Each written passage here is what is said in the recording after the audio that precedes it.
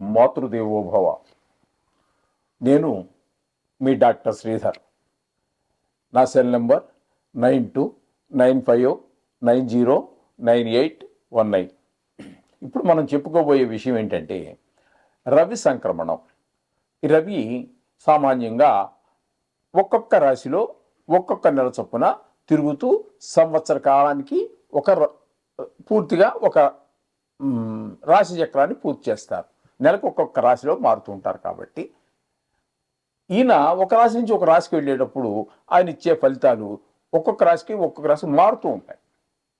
ఆయన ఒకే దగ్గర ఉండరు కాబట్టి సంవత్సరం పాటు ఒకే దగ్గర ఉన్నారనుకోండి, ఇంచుమించుగా అలాంటి గ్రహాలకు ఆ సంవత్సరం అంతా అదే ఫలితాలు ఉంటాయి. కానీ ఈ రవి అనేటటువంటి ఆయన నెలకి మారుతూ ఉంటారు కాబట్టి రాసుల్లో ఫలితాలు ఒక్కొక్క రాశికి ఒక్కొక్క ఫలితం వస్తూ ఉంటుంది, ఒక్కొక్క నెల మారిపోతూ ఉంటాయి. అయితే ఈ గోచార ఫలితాలలో మనకి ఈ రవి ఒక నెలకాలం ఉండటం వల్ల ఫలితాలు మారటమే కాకుండా ఇక్కడ దీన్ని సంక్రమణం అంటూ ఉంటారు. ఒక రాశి నుంచి ఒక రాశికి మారడాన్ని సంక్రమణము అంటూ ఉంటారు. ఇక్కడ ఇప్పుడు వరకు ఈ 15/3/2025 నుండి కుంభం నుండి మీనంలోకి ప్రవేశిస్తున్నారు. అక్కడ నెల రోజుల పాటు ఉంటారు. అంటే 14వ తారీఖు ఏప్రిల్ నెల 2025వ తారీఖు వరకు సూర్యభగవానుడు అక్కడే ఉంటూ ఉంటారు. ఇక్కడ మీనంలో ఉంటారు. ఇప్పుడు కుంభం నుంచి మీనంలోకి వెళ్తున్నారు కాబట్టి ఇక్కడ ఏ రాశుల వారికి ఏ ఫలితాలు వస్తాయి అనేటటువంటిది మనం తెలుసుకోవాల్సి ఉంటుంది. ఇక్కడ తద్వారా మేషరాశి ఇప్పుడు కుంభంలో మీనంలో ప్రవేశిస్తున్నారు కాబట్టి మీనరాశి నుంచే మనం ఫలితాలు ప్రారంభం చేసుకుంటూ వస్తాం.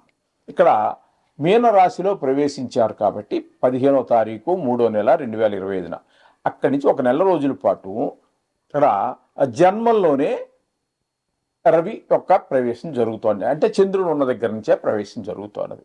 కాబట్టి ఇక్కడ ఈ మీనరాశి వారికి ఫలితాలు ఏ విధంగా ఉంటాయి అంటే దేహాతి చిత్త సంతాప కాలాతిక్రమ భోజనం బంధుమిత్ర సుహృద్వేష చంద్రరాశిగతౌ రవి.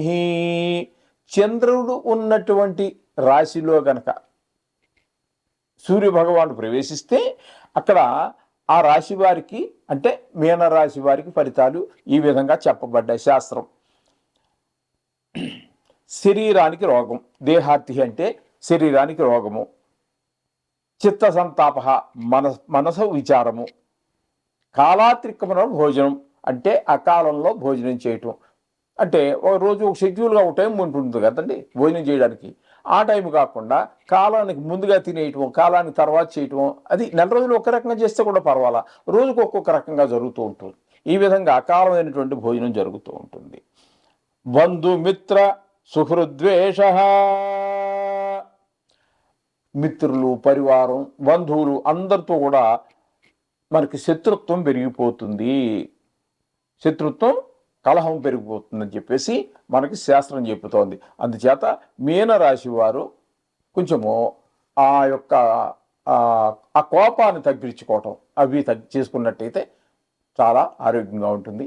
ఇంకొకటి ఏంటంటే మంచిది ఆరోగ్య విషయంలో, ఎందుకంటే సూర్యభగవానుడు అందరికీ రాజు, అందరికీ మీకు తెలిసే విషయం. అలాగే సూర్యభగవానుడు ఆరోగ్యం భాస్కరాది చేతు అన్నారు కాబట్టి ఇక్కడ అనుకూలమైనటువంటి ప్రదేశం కాదు. కాబట్టి ఇక్కడ మీనరాశి వారికి చిన్న చితక అదే రోంపాదగ్గు ఇలాంటి చిన్ని కొన్ని అనారోగ్య సమస్యలు కూడా పొరచూపేటటువంటి అవకాశం ఉందని చెప్పి మనకు శాస్త్రం చెప్తోంది. చేత సూర్యభగవానుడికి మనం పరిహారంగా ఖచ్చితంగా చెప్తున్నాం కదండి, ప్రతిరోజు కూడా మనకి ప్రతి నిమిషం కూడా ఆ భగవంతుని ఈ నవగ్రహాల యొక్క అధీనంలోనే మన జీవితం నడుస్తూ ఉంటుంది. కాబట్టి ఎవరు ఎన్నైనా చెప్పనివ్వండి, ఈ నవగ్రహాల యొక్క శ్లోకాలు, బీజాక్షరాలు ఏదో ఒకటి మీరు కనుక రోజు కనుక చేసుకున్నట్టయితే చిన్న చిన్న దోషాల నుంచి మనం బయటపడవచ్చు. ఒకవేళ ఇంతకు మించి కనుక ఏదైనా అనారోగ్యం గట్టిగా చేసినట్టయితే గోధుమలు 1 కేజీ బావు తీసుకోండి, ఒక బ్రాహ్మణుడికి 50 100 దక్షిణ ఇచ్చేసి అది కనుక దానం చేసుకున్నట్టయితే, అది కూడా ఆదివారం చేయండి. అంటే తలుచుకోవడం, పూజ చేసుకోవడం ఏ రోజు చేసినా పర్వాలా.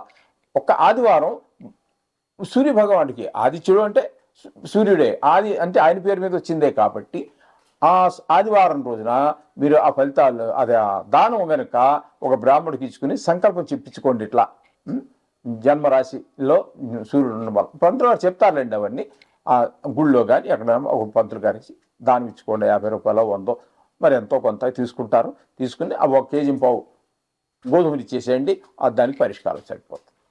ఇప్పుడు వృశ్చిక రాశి వారికి రవి కుంభం నుండి మీనరాశిలోనికి ప్రవేశించి 1 నెల రోజుల పాటు ఉంటారు అక్కడ. 15వ తారీఖు మార్చి నెల 2025న మీనంలో ప్రవేశించి 14వ తారీఖు ఏప్రిల్ నెల 2025 వరకు, అంటే 1 నెల రోజుల పాటు అక్కడ మీనంలోనే ఉంటారు. ఇప్పుడు వృశ్చిక రాశికి ఫలితాలు ఏ విధంగా ఉంటాయనేది చూద్దాము. ఇక్కడి నుంచి వృశ్చిక రాశికి నుంచి మీనరాశి మీకు 5వ స్థానం అవుతుందండి. 5వ స్థానంలో సంచారం, రవి యొక్క సంచారం ఏ విధమైన ఫలితాలు ఇస్తుంది అనేటటువంటిది మనం చూసుకున్నట్టయితే ఇక్కడ దేహాలస్యం మనస్తాపం సుహృత్కేశం ధనవ్యయం బుద్ధి చాంచల్యమాప్నోతి పంచమే రవియుతే అని చెప్పేసి మనకి శాస్త్రం చెబుతోందండి. రవి గనక పంచమంలో ఉన్నట్టయితే అక్కడ జరిగే ఫలితాలు ఏ విధంగా ఉంటాయి ఈ వృశ్చిక రాశి వారికి అన్నట్టయితే, దేహాలస్యం అంటే దేహానికి రోగం, ఏదో రోగం రావటం, జాడ్యం అంటారు అది. మనస్తాపం మనోవిచారం కలుగుతుంది. సుహృత్కేశం మంచి వాళ్ళందరూ కూడా మనకి బంధుమిత్రాదుల వల్ల ధనవ్యయం, సుహృత్కేశం ధనవ్యయం ఒకటే పదం అండి ఇది. అందుచేత మనకి ఇక్కడ బంధుమిత్రాదుల వలన ధన వ్యయం కలుగుతూ ఉంటుంది. బుద్ధి చాంచల్యం ఆప్నోతి, చంచలమైన బుద్ధి, గంటకి ఆలోచన విధానం మారిపోతుంటుంది. ఇది చేద్దామా, అది చేద్దామా, అది చేద్దామా, ఇది చేద్దామా అని. ఈ విధమైనటువంటి బుద్ధి చాంచల్యం ఆప్నోతి. పంచమే రవి, 5వ స్థానంలో సూర్య భగవానుడు ఉన్నట్టయితే ఇప్పుడు మనం చెప్పుకున్నటువంటి ఈ ఫలితాలన్నీ కూడా ఇస్తాడు. అంటే మొత్తం మీద ఇవి దార్ఢ్యం, శరీర దార్ఢ్యం మంచిది కాదు.